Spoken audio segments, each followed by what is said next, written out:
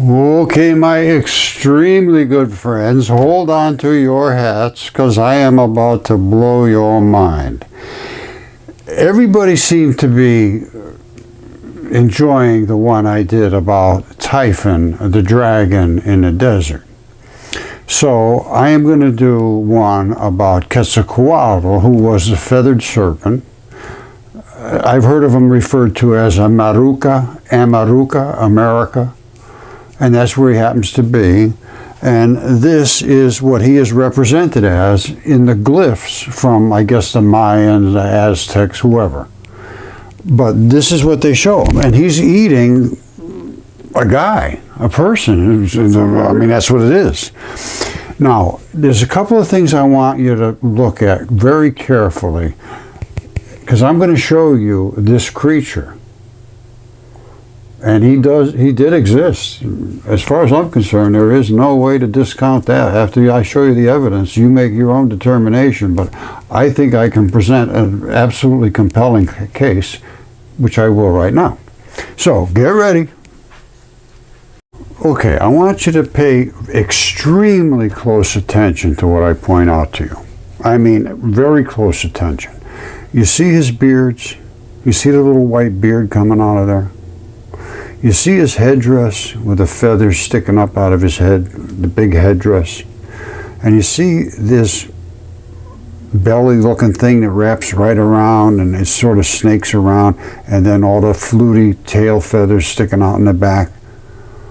All right, remember this now. The beard, the headdress, this exact architecture of his body. Now, let's see if I can show this, and I can. So get ready. Don't forget, this is what we're looking at.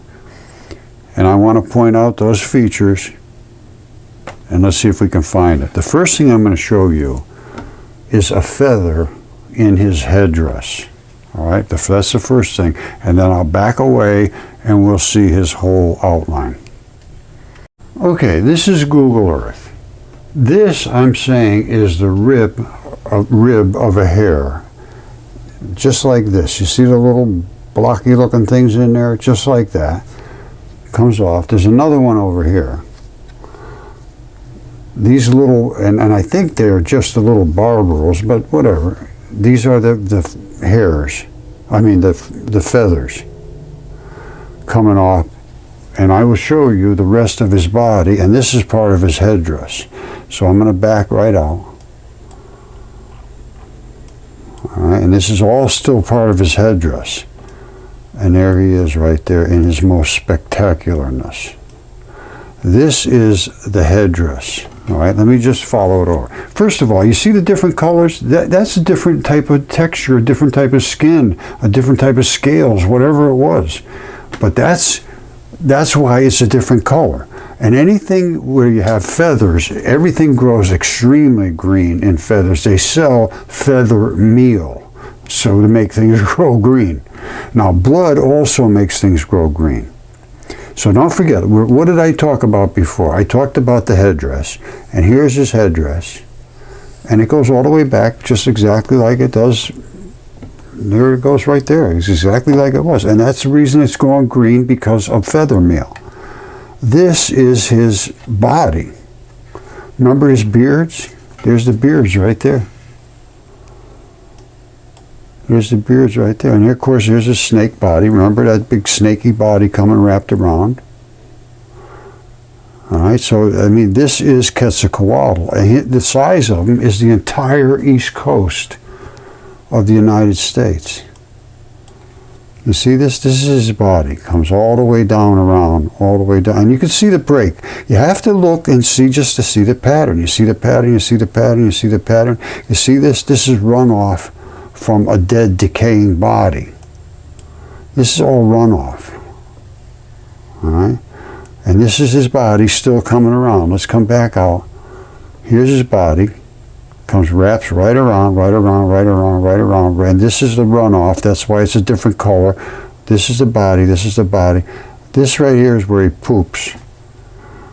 And that's Washington, D.C. I'm not kidding you. And these are the feathers. Remember I told you there's feathers all over? And they are. And they're green. Everything grows very, very green in these feathers. You see these feathers? Those are his feathers. Those are his feathers. They call them the Green Mountains. And they're green because they're feathers. And I'm not sure exactly where it goes to. It might stop right about here, but it looks to me like this thing continues all the way up into Canada. I mean, it has that same look to it coming up, but I really can't make any heads or tails of this. Here, there's no question. These are feathers. These are all feathers. These are all feathers up to here, and I guess they keep going. They look like they're... This has to be the same stuff, it looks like to me. And it comes running right up, and it, like, I don't know, it might stop here, I don't know. But it does look like it just keeps going. But that's way up into Canada. Now, what happened here? He spit something out, and this is a zone that there's nothing can live here. Everything's dead here. And this is all like some really nasty, nasty stuff. It's hypoxia, I think they call hypoxic zone or something like that. There's a word that means nothing can live here, and that's what it is. And he spit all this stuff out as he was dying. He must have had a lot of toxins just like the other one. And this is where he spit it all out. And this goes right up through his throat. This is all runs right up around and down his digestive system. And his digestive system is like in Luray Caverns and places like that. Because I've gone down and looked at that too. You know, I've been to Luray Caverns long, long ago when I had no idea. But now I go on the internet and I look into them, and I can see that's the biology of the digestive system. These huge caverns inside, that was the cleaned out digestive system. And it's still, a lot of the minerals and stuff are running out of there. That causes those stalactites and stalagmites, which are from enzymes that have dissolved things and turned them into mineral soup. And when they run down, they recongeal into stalagmites. And as they come down, they call them stalactites. They're held up tight. And down here, they come up as a mite. All it is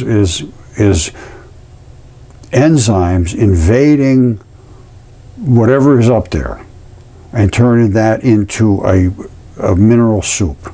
And then it reforms itself. And they're all up in here, all over in here. They have these cavities and canyons, and, you know, and there's all kinds of minerals and stuff in these. Now, did I show you the feather? I don't know if I did or not. Hold on a second. Think about this. You just saw how big Quetzalcoatl is, the feathered serpent. How big is this guy? This, you know, I just can't get my mind wrapped around the sizes of these things. They do exist. They're here on the earth. Were they thrown to earth to be destroyed? People ask me, how could they possibly live on the earth the size of the earth that it is? And I cannot give you an answer for that. But I can tell you what, the space station is out there, and you can see the earth is the size it is. That, I don't see any possibility that that's wrong. At one point in time, it could have been a flat, huge, gigantic disk that finally congealed into a ball. But still, I don't know. I have no idea. I cannot account for that. But I'm telling you what, you just saw, and if you didn't, I don't know how you missed it. There he is right there. That's the same guy. Identical. Here's his little beards and everything. All the same stuff that they talked about. Or they showed in the picture. His headdress, his feathers up here, all those feathers coming back down here, tipped off at the end just like it was in the picture.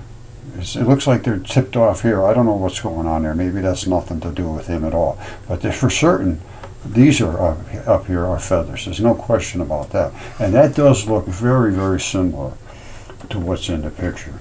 I mean, there is no difference basically. But just think of the kind of creature he'd have to be eating. Was this a guy who was trying to eat him and spit something out on him? I don't know. I just don't even know anymore. Because you know about the size of the dragon in the desert. It's stunningly crazy, but you know, you have to go with facts and let your mind roam into that realm. And I know for some people it's just never going to happen. I can see it. I know for a fact it's never going to happen because they just can't break out of their menticide. They've been literally brainwashed into saying if somebody doesn't approve and tell you that you're a smart person, you're just not smart. And that's the professors. And they can't turn themselves around. So people are stuck in this dimension of not allowing themselves to even consider this. That's the problem. Once they consider it, as I say to people, once you see it, you can't unsee it. You cannot unsee something once it's seen. But if you don't look, that's the key. And they know enough not to look, these professors and stuff. So it's absolutely incredible. I never, ever thought I would encounter what I did when I started to present all my stuff to who I thought were scholars and experts. Very distressing. I can't remember whether I showed you the feather or not, but this is just a gigantic pile of feathers right next to the road. This is a road. Greg Morrison, my friend, sent me this, and here he sent me this piece of feather. That's a feather, and I think it's a turkey feather. It's got the same damn color. There's one side, and there's the other, and that's the thickness of the feather. Look at that. Look at how thick that thing is, and it's sure got the same coloration as a turkey feather. And again, this isn't even close to what Quetzalcoatl's feathers are like. The feathered serpent, his are mountains. All right, he's supposed to be Quetzalcoatl, the feathered serpent. Well, he's a deity in Aztec culture and literature. Among the Aztecs, he was related to wind, Venus, sun, merchants, arts, craft, knowledge, and everything, apparently. He was also the patron god of the Aztec priesthood. So he was a god. He was one of several important gods in Aztec pantheon, along with gods Teoloc, Tezcatlipoca, and whatever that is, Huitzilopochtli. The two other gods, I can't pronounce that stuff.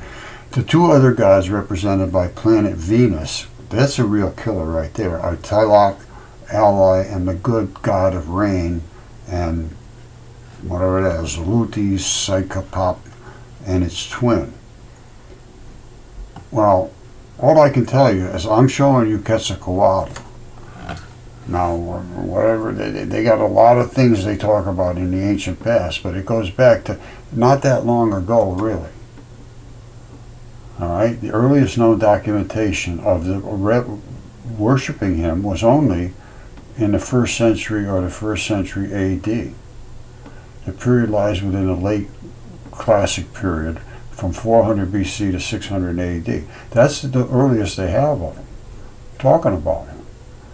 Now, there was a whole batch of crazy things happening right after the Great Flood, apparently, because they used a lot of the body parts from the creatures of the Great Flood to build the walls and so forth in Peru and all that.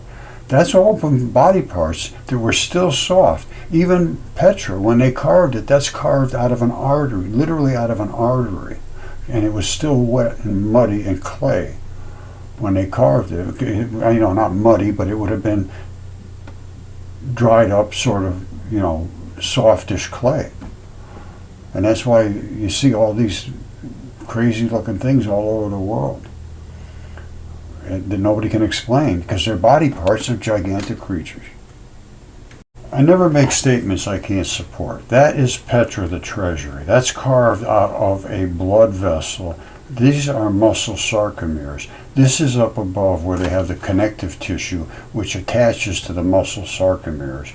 And this is inside the treasury, which is connective tissue and blood